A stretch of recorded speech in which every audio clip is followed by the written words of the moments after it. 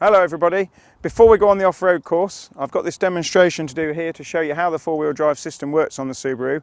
It's allowing you to see what the wheels are doing outside the car, because when you're in the car you won't be able to see what's going on. So what makes the Subaru system really good is even with just one wheel with grip you are still able to drive away. So as you can see in front of me here, I've got a set of rollers that I've built specially for this test, and it will show how the system works. These are precision roller bearings.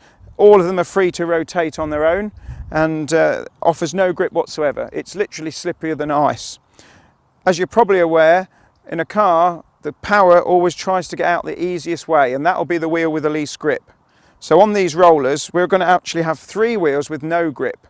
And you'll notice this front roller here is slightly further apart so that the wheel drops into the rollers and creates a resistance. A little bit like trying to climb up a curb, but obviously with no grip it's quite a difficult task.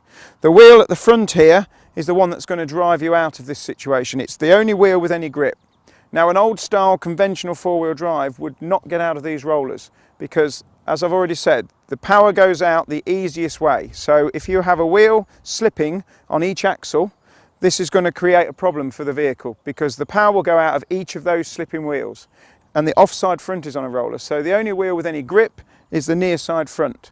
This part of the test is showing the brake traction control, and the way it's going to work, the computer using the wheel speed sensors will detect which wheels are slipping and it will apply a braking force on those wheels. They then become harder to turn than the wheel that's got the grip, and therefore the car will drive forward. Now this car is fitted with a lineartronic transmission, which is a constantly variable transmission. Doesn't have gears in there at all, so it's very smooth, very economical on light throttle because it will find its best engine revs, and if you really want to put your foot down it will also find the best position in the engine rev range to give you maximum power. So a really nice gearbox. It runs an active torque split centre differential, which is also the same centre differential as on the Forester. The Forester, however, runs a conventional automatic gearbox. So both cars have the same four-wheel drive system. What we're going to do next is put the Forester in the two other rollers. Now these are both with a gap in them, so it's going to be quite a difficult task to drive out, and we'll just get Mike to pull up on the rollers. So we're putting the front wheels in the rollers here. Now both those rollers are wide apart, so it's going to be quite a task to come out of there. And what this will show is the centre diff. The active torque split will monitor and decide where the power needs to go. So in this instance we need the power to go to the rear axle because the front axle doesn't have grip. It's not using the brake traction control here, so as you see, as he pulls forward there'll be a very small amount of slip at the front, then the power will be distributed to the rear axle. This can work both ways, front or rear, whichever's got the grip. And as you see, the wheels turn a very small amount and he's just driven out of the rollers no problem. Now while we're here we'll actually put the Forester on the three rollers so that you can see that works just as well.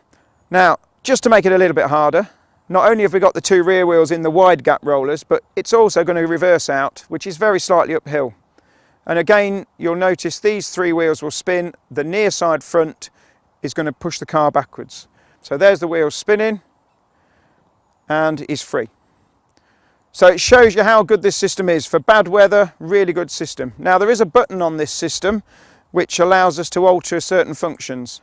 When you start the car up normally, the light will come on as an indication to say that it's working okay, and then the system is operative when the light is off.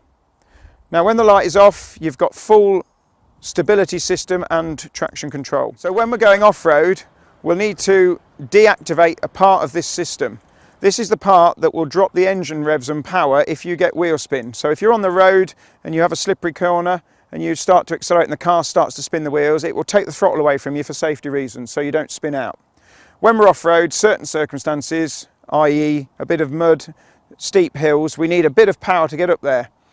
Now what we don't want is the engine power taken away if we get a bit of wheel spin. So by pressing the button you'll see a yellow light come on the dash, and that's basically keeping the traction part active, but it's deactivating the limiting part of the engine.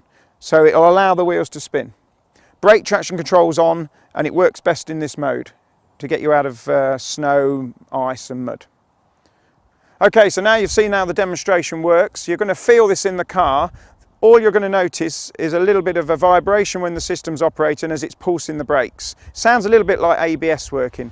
The system will do it all for you. All you need to remember, if the traction control system is trying to get you out of a sticky situation, just keep a little bit of power on.